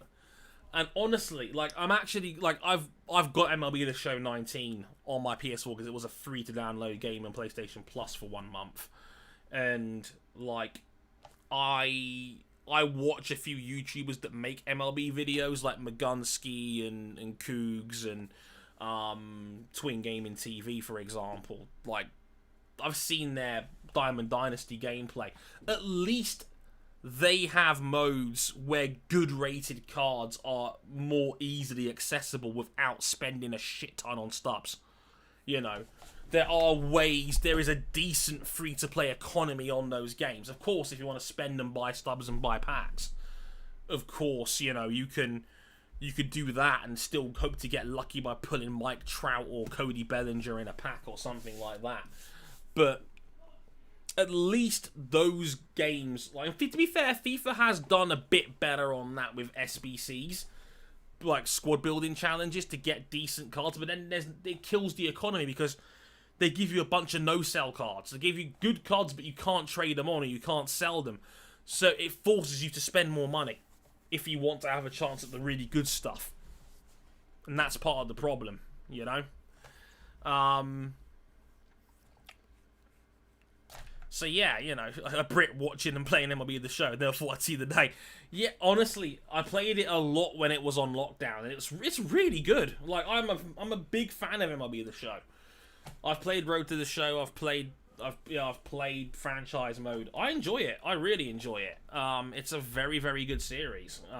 It's fun, and it's gotten me kind of back into baseball. That and a combination of John Boyce's Dorktown series on the Seattle Mariners has led me to having a Griffey jersey in the background. And I've kind of low-key become a Dodgers fan as a result of the show. And a result of playing MLB The Show. Like, I'm tempted to go out and spend like £100 on a Cody Bellinger jersey and sticking it on the back wall.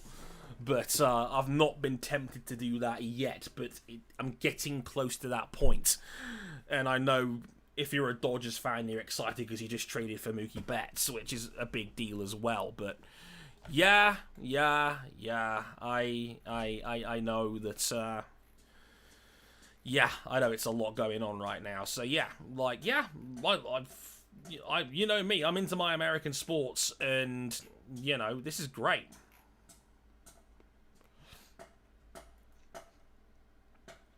But yeah. I want betting sponsors banned on football kits. Yes, please. Like, half the goddamn Premier League has got betting companies as sponsors because they've got all this spare cash and they want to promote it. There was a gentleman's agreement they wouldn't have betting adverts on before games, but they have them on during games now. So, like, it is a toxic culture where it's predatory. You're watching a football game on live TV, and you stick a gambling advert in the middle of the game because you want people to go on their phones and gamble on their outcome in play. Look, just because a gambling company signs my checks doesn't mean I automatically approve of everything they do. Trust me, it's crazy. Big B, I'm a sad Detroit Tigers fan. Oh God, I don't envy you there. It's crazy.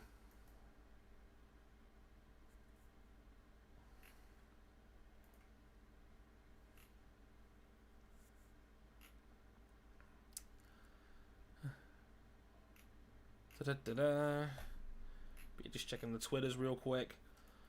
Absolute last call for any questions real quick. But, yeah. But, yeah, man. Thanks for everyone that's come out. We've still got 20 plus of you in here. I've had about 20 for most of the day. Much appreciated. I hope you guys are having a good time. And I had a good time watching, and I really should try and do this more often. I've got a fair amount of busyness at work going on, but I will try to get the MotoGP video out on Thursday. I will say that much, at least. I got a lot of traction regarding possibly a review website for Top Gear episodes. That might be coming soon. I'm going to look at places like Squarespace and start thinking about maybe, is there a way of doing a second site that could easily incorporate that? That could be interesting. That's something I want to do. People have asked me about The Kick, the book that's coming out. I'm still waiting on Haley for a cover update. As soon as the cover is done, it'll be out there. I might strongly consider putting like chapters up on the Motorsport 101 website for free anyway. If people want to buy a hard copy, they can on Amazon down the road.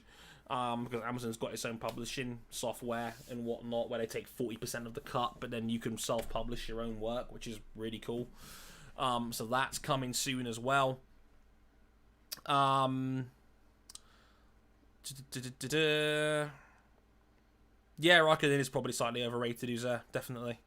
I won't be getting either 2K21 or Madden. I'm not interested in either of their franchises, Harry. From 2K Sports or Madden, I'm just not a big fan of their games anymore. This might be the first year ever I don't buy a single sports game besides racing.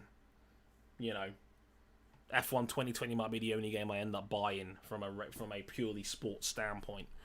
Like, F1 2020 actually looks pretty good on paper, and there's people that I know that have been testing the beta, and they have said very promising things about the game.